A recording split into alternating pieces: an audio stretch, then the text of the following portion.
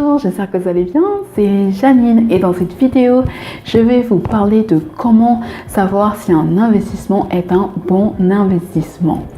Alors juste avant de commencer la vidéo, je vais vous inviter à rester jusqu'à la fin car une surprise vous attend. Alors, je fais cette vidéo pour vous aider à savoir si un investissement est un bon investissement. Donc j'entends par investissement un bien que vous allez acheter, donc une maison ou un appartement pour le louer. Alors déjà, tout d'abord, il faut que je vous dise que tout dépend de votre objectif. Donc pour savoir si un investissement est un bon investissement, vous devez déjà définir vous-même quel est votre objectif, parce que dans l'immobilier, tout dépend de votre objectif. Si vous voulez générer des revenus, donc du cash flow, eh ben, vous allez définir un bon investissement différemment. Si plutôt votre objectif c'est plutôt sur le long terme, faire un placement qui va vous rapporter plus au bout d'un certain temps, donc vous allez du coup vous baser sur d'autres critères pour définir si un investissement est bon ou pas. Voilà, donc si votre objectif est un objectif à court terme, vous voulez louer un petit peu, puis après revendre, là aussi, c'est les critères à prendre en compte sont différents. Donc déjà, première chose, définissez ce que vous voulez. Alors ensuite, je vais vous donner un certain nombre de critères, un certain nombre d'éléments que vous pourrez considérer selon l'objectif que vous avez. Voilà, donc sachez que vous ne pouvez pas prendre en compte tous les objectifs que je vais vous citer. Tout dépend, tous les critères que je vais vous citer, tout dépend de votre objectif. Voilà, donc c'est parti. Donc déjà pour tout ce que vous avez comme objectif, là il y a un critère vraiment qui est commun à tous les objectifs, c'est l'emplacement. Donc vous devez faire vraiment attention à l'emplacement lorsque vous investissez, vous achetez une maison ou un appartement pour le louer. Donc j'entends par emplacement la proximité au transport, la proximité aux écoles, au commerce, à toute commodité, et également aux zones d'emploi et université. Vous devez vraiment prendre en compte l'emplacement. Donc ça, c'est le premier critère qui est vraiment commun à tous vos objectifs. Ensuite, vous devez vérifier la demande. Donc là aussi, c'est commun à tous vos objectifs. Vérifiez la demande. Vérifiez que la ville dans laquelle vous voulez investir, il y a une demande locative forte.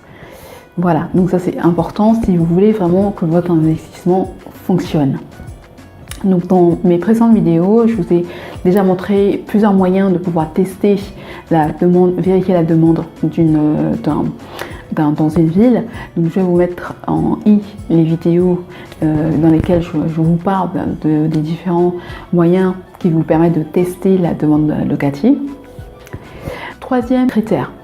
Donc là, vous voyez en fait si le bien nécessite une rénovation. Donc ça dépend de vos objectifs, hein. C'est pas commun à tous les objectifs. Mais le fait d'acheter un bien à rénover va vous permettre en général de le payer moins cher. Ça va vous permettre aussi de payer moins d'impôts.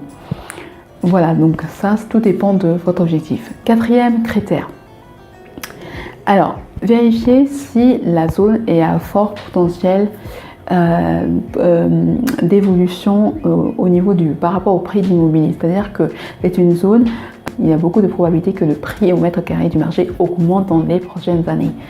Voilà, donc vérifiez ça. Donc si effectivement vous investissez dans une ville où il y a de fortes chances que le prix de l'immobilier augmente, donc selon votre objectif, c'est un critère à prendre en compte. 5. Donc ça, c'est le calcul de la rentabilité. Donc ça, c'est pour tous les investissements que vous avez à faire, tous les objectifs en fait, que vous voulez atteindre.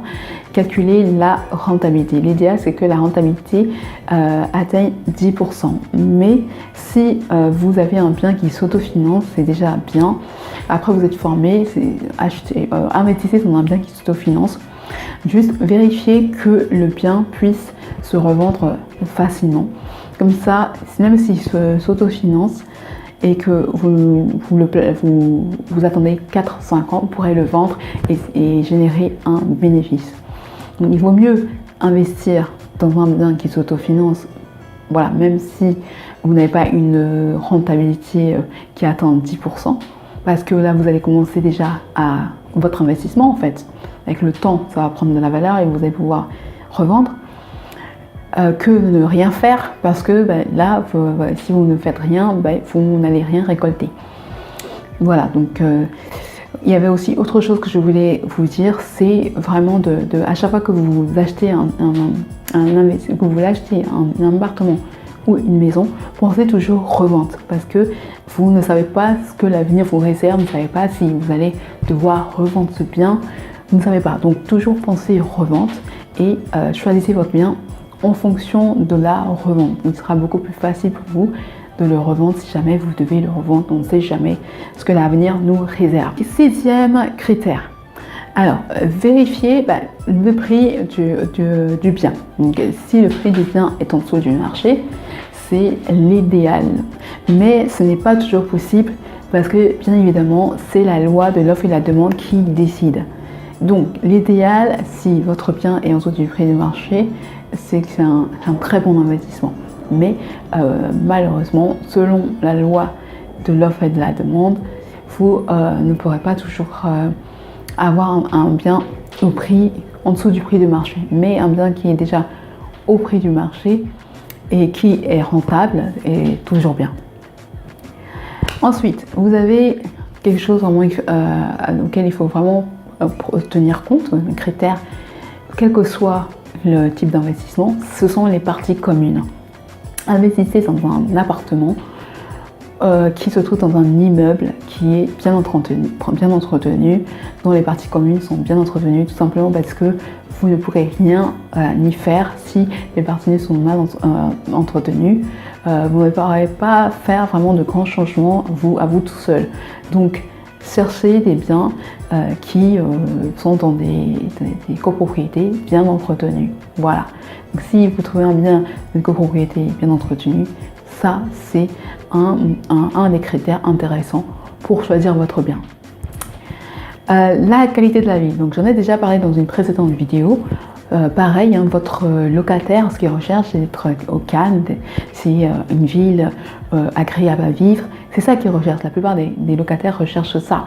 Donc, bien évidemment, si vous investissez dans une ville où il y a une très bonne qualité de vie, vous ne manquerez pas de locataires, ça c'est sûr. Également, donc, il y a des éléments qui augmentent la valeur d'un bien. Donc, selon votre objectif, il est intéressant de prendre en compte ces éléments. Mais ça, c'est vraiment selon votre objectif. Parce que si vous tenez compte de ces critères, sachez que vous aurez plus de concurrence. C'est-à-dire que ces critères vont attirer beaucoup plus d'acheteurs. Donc, vous aurez moins de marge pour négocier ce bien. Voilà. Mais si votre objectif, c'est de faire d'attirer le plus de locataires, votre objectif n'est pas forcément de faire de générer le plus de revenus. Tout dépend en fait de votre objectif. Vous pouvez tenir compte de ces critères. Donc il s'agit de la présence de terrasse, de balcon, la présence de chambres. Plus il y a de chambres, plus le bien augmente de valeur. Donc si vous devez choisir entre un studio ou un T2, choisissez toujours un T2 parce que ça a plus de valeur qu'un studio. Et également la vue. Donc si le bien que vous voulez, dans lequel vous voulez investir, une vue vraiment très agréable dans ce bien, oui bien évidemment, la valeur du bien va augmenter. Donc voilà, donc ça c'est après à vous de voir quel est votre objectif.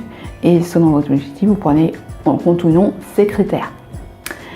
Ensuite, le faible lot. Donc là, ça, je pense, franchement, moi, je vous conseille, quel que soit votre objectif, de vraiment faire attention à choisir des biens qui sont dans des immeubles à faible lot. Pourquoi?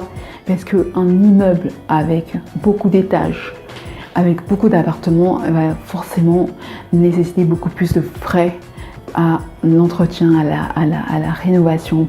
Donc même si vous êtes beaucoup de propriétaires dans le bien, ça ne va pas, vous allez quand même devoir investir énormément dans l'entretien de ces biens.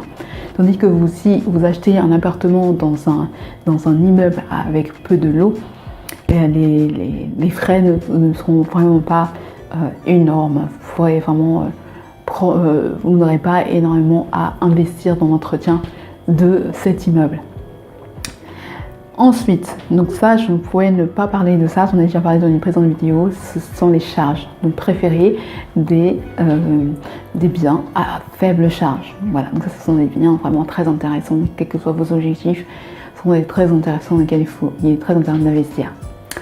Et pour vous qui êtes restés jusqu'à la fin, un dernier critère à prendre en compte, après ça c'est pareil, hein, tout dépend de votre objectif, c'est le cash flow. Calculez le cash flow, calculez ce que va générer en bénéfice le bien, c'est-à-dire le loyer que va générer le bien brut, moins vos charges. Et donc, vous saurez exactement combien le bien va vous rapporter chaque mois.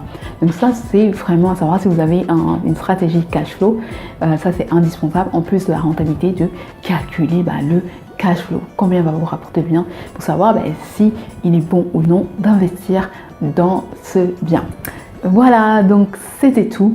Alors, pour ceux que ça intéresse, sachez que vous pouvez avoir accès à un pack acheteur dans lequel vous trouverez des informations, enfin 2 livres qui vont vous aider dans l'achat de votre bien immobilier, d'appartement ou maison, et également des 41 idées de revenus complémentaires. Donc si vous voulez constituer une épargne, il vous suffit de cliquer sur le lien qui se trouve en dessous de la vidéo pour y avoir accès. Donc, je vous souhaite une très belle journée et je vous dis à très bientôt.